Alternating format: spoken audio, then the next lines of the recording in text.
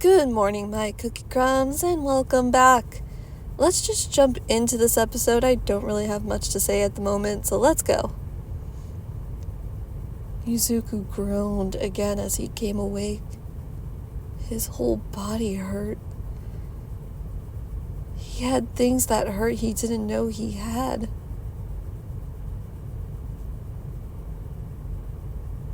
Izuku, are you waking up? Tanero? Izuku asked weakly. He opened his eyes and Tanero was right there. Oh, thank goodness, you're awake. I was getting so worried.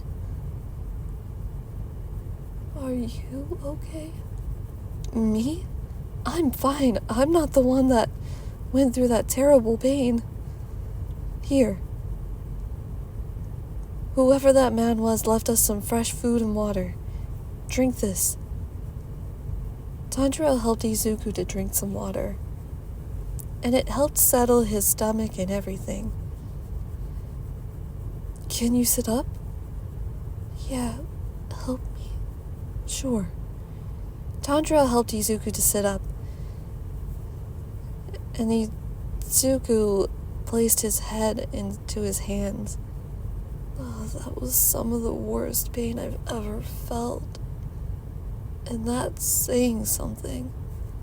I have a high tolerance for pain, but that was too much. I know what you mean. I too have a very high tolerance for pain. Are you really okay? I feel kinda sick, but I'll be okay. He didn't hurt you too, did he? No. I'm fine. Completely untouched.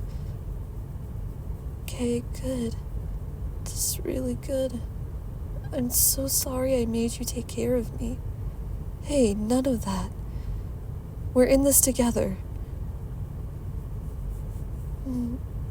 Hey, so how did I end up in so much pain? He snapped his fingers, and it couldn't have been just a snap of the fingers. It had to be something. I think it was these. He pointed to their ankles. Huh? Hey, what are these? How did we not notice them before? I'm not sure. I guess I noticed it before but forgot about it. I was more focused on you than anything. And then when I woke up, we were more focused on figuring out where we were.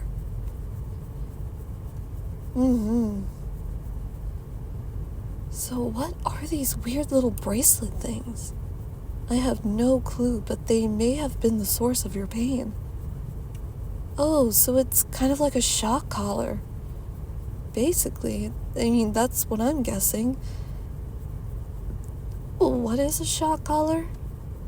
It's a torture device, really. I see. We need to try to find a way to get these off.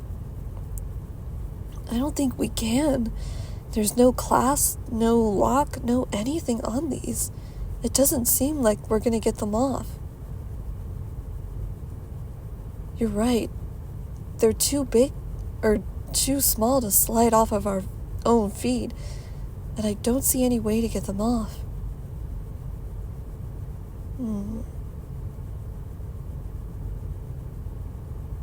Oh, you're awake. Fabulous. Huh? Don't you dare hurt him again, Tanero said, standing up in a defensive position. I wouldn't dream of it, unless if he's a bad boy. Now then, Tanero, how about you and I have a little chat? Huh? The next thing Izuku knew, Tanero had disappeared. Tanero? What did you do to him? Izuku shouted. Oh, don't you worry your pretty little head. It'll be your turn soon. For now, eat, relax. Do something to occupy your time. I could knock you back out again. Bring Tanjiro back! Bring him back now! Tisk, tisk, tisk. It's his turn to have a chat. When it's your turn, we will talk. Now be a good boy. And Izuku lunged for him. The man caught Izuku by the front of his costume and tossed him aside as if Izuku weighed nothing. Izuku rolled around on the ground, and he got back up, racing off again to try to strike the man. Fighting back, are we? Naughty boy. I was going to go a little easy on you, but I suppose I'm going to have to teach you a lesson. Izuku wasn't paying that much attention to him. He was just trying to fight back, and fight with everything he had. Soon Izuku was exhausted. He really wished he had one for all. The vestiges, they would give him advice on what to do. But he was without them. He hated the silence. He wanted them back. They were family to him. I grow tired of this. Suddenly, Izuku succumbed to darkness and fell to the floor. Tanjiro woke up in an unfamiliar place. He searched around for Izuku but couldn't find him. The man came forward and Tanjiro growled. "Where's Izuku? What have you done with him?" "I haven't done anything to the boy. Not yet, at least. As long as he behaves, he'll be just fine." "There's blood on your knuckles. You're lying." "Oh, he wanted to fight me. And since it was a fight he wanted, it was a fight he got." "You hurt him even more." Call it punishment for going against me. Now are you going to go against me? If I must. Such naughty, naughty little boys. I guess I'm going to have to teach you a lesson as well. He snapped his fingers again, and Tanjiro was in an obstacle course. This is the gauntlet. If you can successfully run the gauntlet with little to no issues, I'll let you go back to Izuku. Make a mistake, and you'll run that gauntlet until you complete it. And begin. Tanjiro didn't have time to question the man. He didn't want to go through the same pain that Izuku had gone through and just decided to run the gauntlet. It looks like it was a gauntlet that was meant to test his endurance, his speed, and whatever else. No matter. If this was to protect Izuku, he would do it. He ran the gauntlet and successfully made it to the end. Again. What? But I did it successfully. I saw a few mistakes. Run it again. Tanjiro did as he was told and ran it again. And ran, and ran, and ran. For what seemed like hours, Tanjiro did nothing but run this gauntlet, this obstacle course. And he thought Orodaki's obstacle course in the mountains was rough.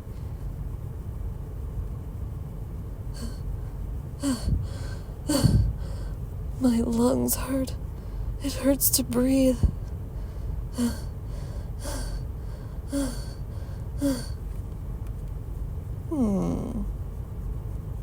Run it one more time. Is he insane? I can't go any further. But I need to. I have to protect Izuku. Tanjiro ran the gauntlet one more time and collapsed at the end of it. I'm sorry, Izuku. Forgive me. Tanjiro passed out and the man hissed. Nevertheless, he took Tanjiro back to the room where Izuku was wide awake and pacing. He threw Tanjiro into the room and Izuku ran forward and caught him before he hit the ground. He lowered himself and Tanjiro to the floor.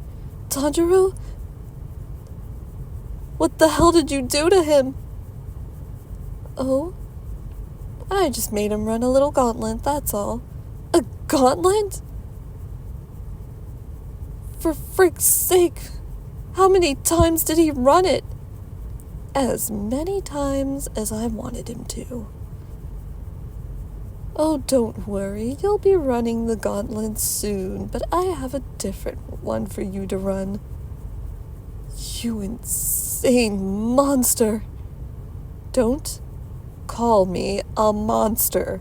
I am anything but a monster. Oh no?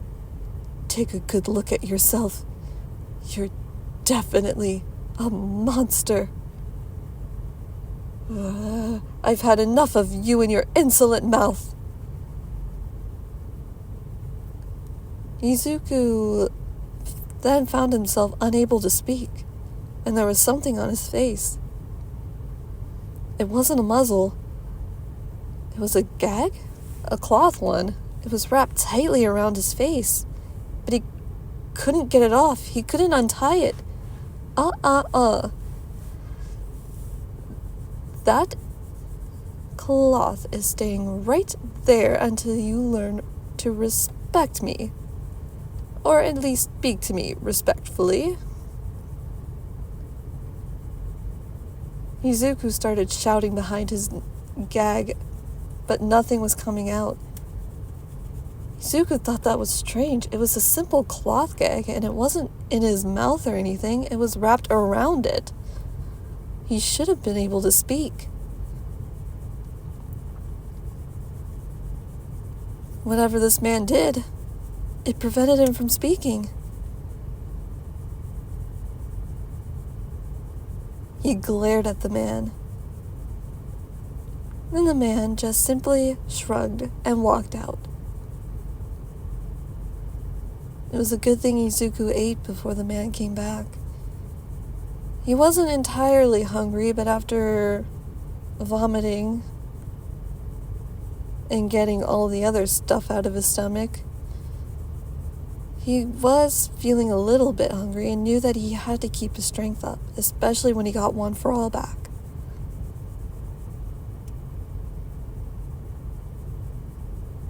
He looked down at Tanjiro and saw that he was exhausted. He got a good look at him and wondered if they were the same age. He appeared to be a little bit older than Izuku, but no more than a year or two. Don't worry, Tanjiro. I'll keep you safe. Like you kept me safe. He won't hurt you again. Izuku grabbed Tanjiro's Hiyori and placed it over him like a blanket as he did for him. This time, it was Tanjiro in Izuku's lap. It was Izuku taking care of him. Don't worry, Tanjiro, Izuku thought. I got you. I'll make sure you get home to your family. I'm sure your sister's worried about you. I don't really have anyone worried about me. I'm sure my classmates and teacher are worried. But in my world, the longer you go missing, the more people think that you're dead. I'm sure your family's frantically searching for you. Mine probably stopped already. Izuku thought back to his childhood for some reason. His mother did the best that she could raising a quirkless child. Sure, she was there for him. At best, she was simply neglectful, emotionally and mentally. At worst, she wasn't there at all.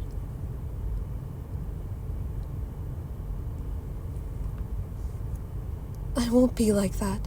I'll be better than that. I just wonder if my classmates are all safe. And if they're here. God, I hope not. Please be okay, Tanero. Tanero shifted, but didn't wake. He groaned as if he were in pain. Izuku carted a hand through his hair. He couldn't speak, so he tried other ways to comfort the boy. And it worked. Tanero slipped into a peaceful and hopefully a restful sleep.